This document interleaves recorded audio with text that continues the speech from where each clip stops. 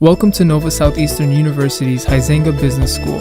Tonight, our panel of corporate executives, students, and faculty will answer questions related to the value of the MBA degree. We hope that you will gain additional insight as you explore this popular graduate degree.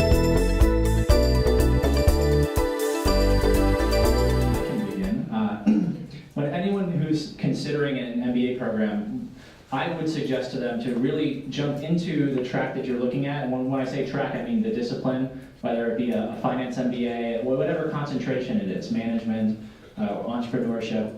Look into the website of the school that you're considering and see the courses that exist inside of the degree itself. Look for the things that you would like to take and really open yourself to all of the other areas that you didn't think you would be taking classes in, but you will be inside of that program.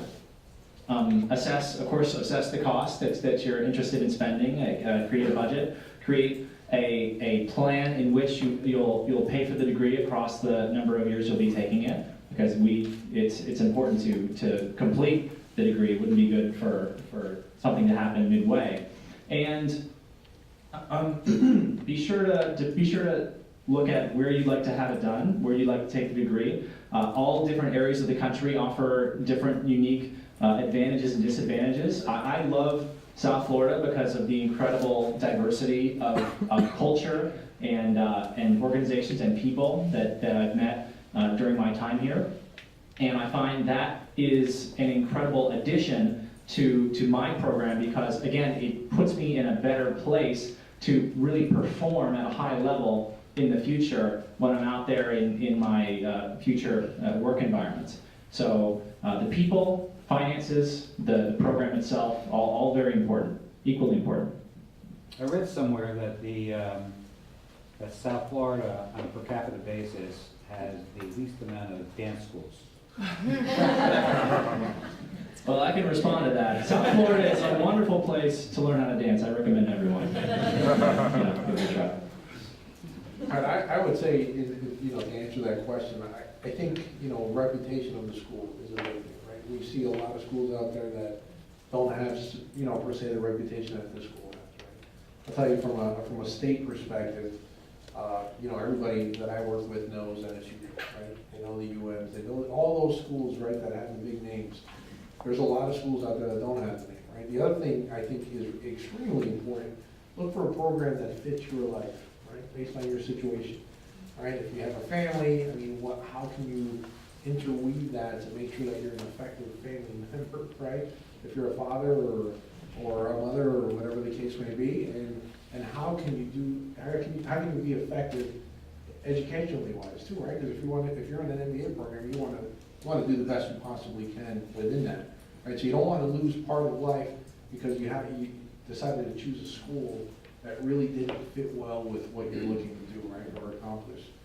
In terms of private or public, I don't really think it makes a difference as well. For me, the biggest piece was that, does it fit well with what I'm doing today, and can I do both effectively? And also, I think in terms of fit, I don't think the regional campuses can hear you. Sorry, in terms of fit regional campuses, it has to fit your lifestyle. So, whatever school you choose, if you need to do an online class, if you need to do a weekend class or an evening class or a day class, make sure that whoever you choose offers those options. In addition, look at how you learn. If you go to some schools and you prefer a huge auditorium to take your courses, a lot of schools have 300-400 people in a classroom, then that's where you should go. If you are more of a one-on-one and you want to have a talk with your professor at any time, or if you prefer a small classroom because you can get more out of it, then look at that. So make sure it fits your lifestyle, and also look at the campus life.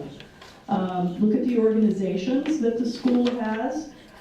What can you get involved with?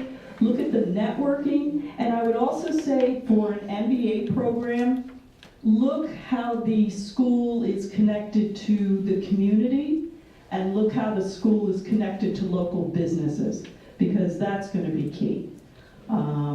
more you have exposure to local businesses, and the more, you see people like Gary and you can talk to him, the better it is. Yeah, I think the connection to local business is incredible, and I've lived in different areas in my life. There's some great universities. I was on the board of the business school at the University of Baltimore, and several others in Florida. And I've never seen a school that has such a great reputation with the business community as NSU does. I mean, I've never talked about it with the guys here, but that must be one of their top 2 or 3 agenda items when they're looking at the mission. John? Just,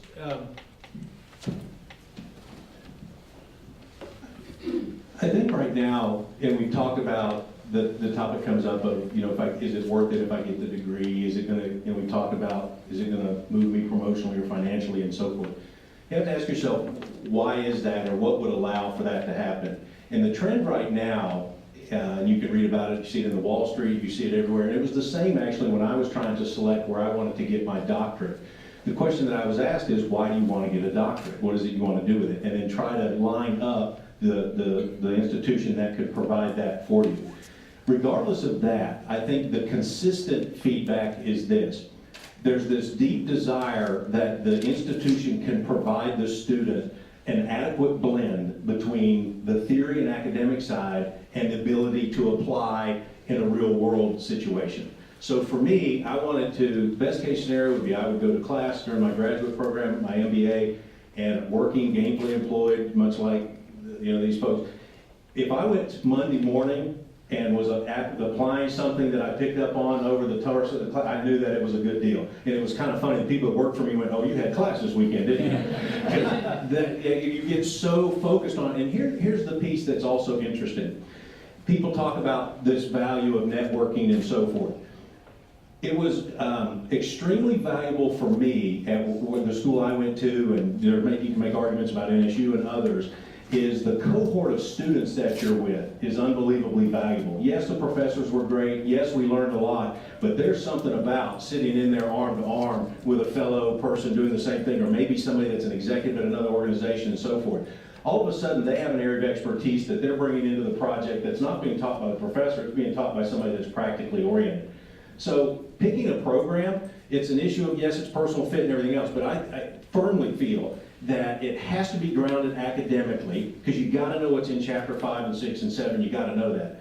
But I would encourage you to find one that you can close chapter 5, 6, and 7, and that professor in front of you can say, let me tell you how this really works in X, Y, and Z situation. So you'll see universities that will identify and specifically target faculty that have not only the academic credentialing, we call it AQ, academically qualified, but also some real world business experience.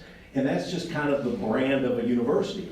There are universities that I was looking at my doctorate, very well known to be high level, what we call A-level research institutions. They probably would have never accepted me, even if I wanted to, but that is not what I wanted to do. There was very little practical application. I wanted something that I could apply. So it's kind of a three-armed stool. It's what is the curriculum, what are your personal pieces to it, but then when I leave here and I go Monday morning back to work, am I applying any of that? And by the way, if you're in a company that you're so afforded an opportunity to get tuition reimbursement, which was fantastic for me, and I know that's kind of the situation that's not as common these days, but if it's there, they're going to want to know, what are you getting out of this? And I think that's a big determining factor to blend that theory and practice. makes sense.